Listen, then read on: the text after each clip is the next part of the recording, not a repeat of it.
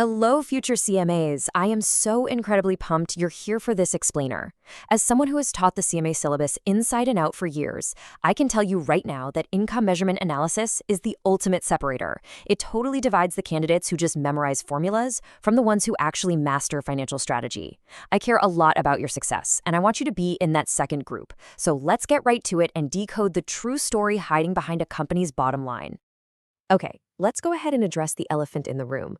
A lot of folks think, isn't income just revenue minus expenses?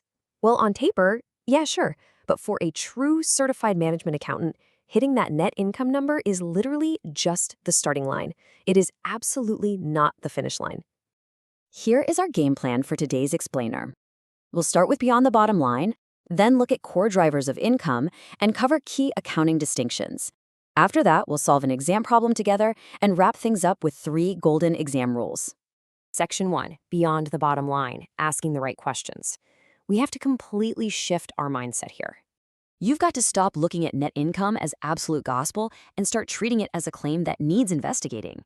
To do that, ask yourself these 3 things. First, how sustainable is this profit? Like, is it even going to be here next year? Second, where did this profit actually come from? Did we make it by selling our core products, or did we just sell off the factory? And third, is the quality of this earning stream high enough to accurately predict future performance? Finding the answers to these questions is how you find the true bottom line. Section 2, core drivers of income, dissecting the earnings. So to really dissect those earnings, we always have to split operating income away from non-operating items. Operating income, that's your core business. That is the engine of the company, and it's repeatable. Non-operating items, like a random gain on a real estate sale or a sudden currency swing, those are totally transitory. They are one-off events. If you don't separate them out, you might look at a company and think, wow, sales are through the roof, when actually they just got super lucky with an exchange rate.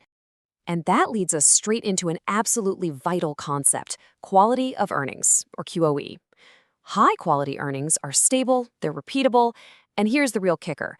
They are backed by actual cold, hard cash flows. Low-quality earnings rely heavily on accounting estimates or one-time tricks. You have to be super careful on the exam. Watch out for companies that artificially inflate their current income by accelerating revenue recognition or deferring expenses. It makes their accrual accounting look great, but there's no real cash coming through the door.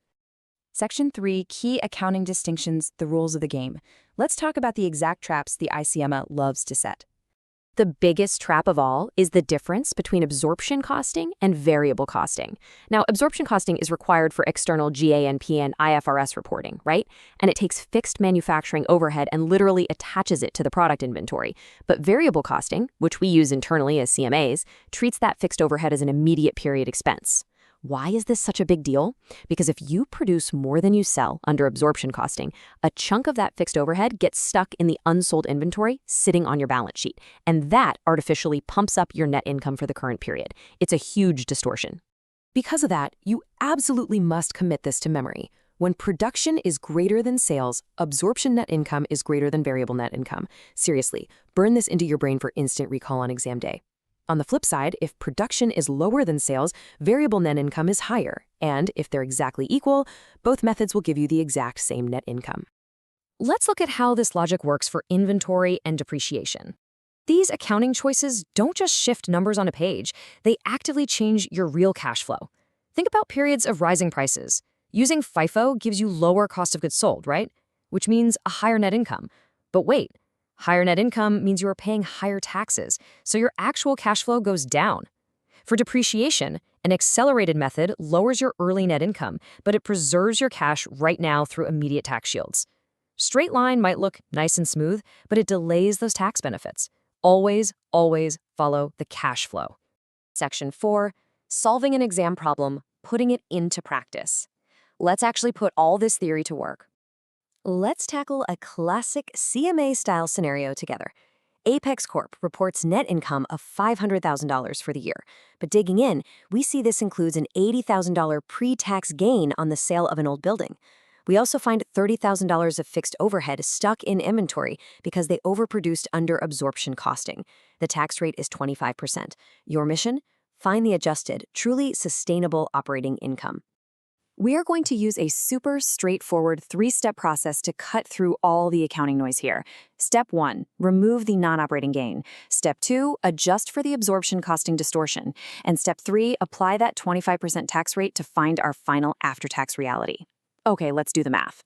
Step 1, we need to find the pre-tax operating income purely on its own without that random building sale. Because that initial $500,000 net income is after tax, we've got to gross it up to pre-tax first.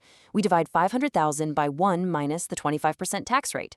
That gives us $666,667 in total pre-tax income. Next, we back out that one-time $80,000 pre-tax gain from the building sale.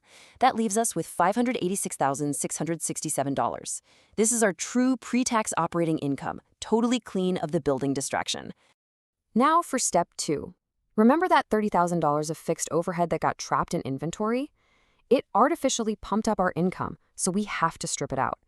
Take the $586,667, subtract the $30,000, and our adjusted pre-tax operating income drops down to $556,667.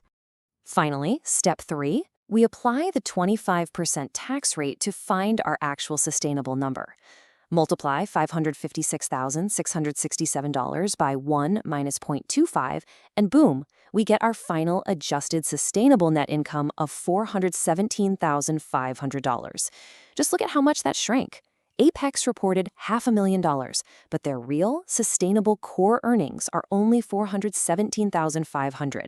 That right there is income measurement analysis in action.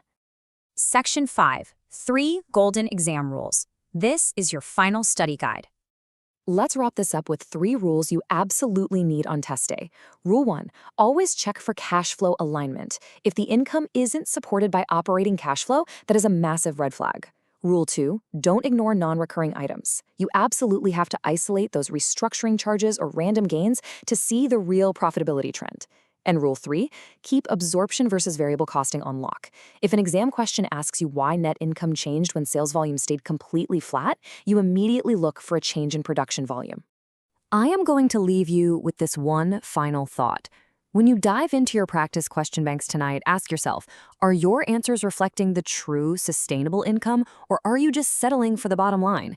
Income measurement analysis isn't just about reading statements. It's about being a detective and finding the real truth behind the numbers. I know you can do this. Keep practicing, keep pushing, because you are absolutely going to crush this exam. Stay consistent, and I will catch you in the next explainer.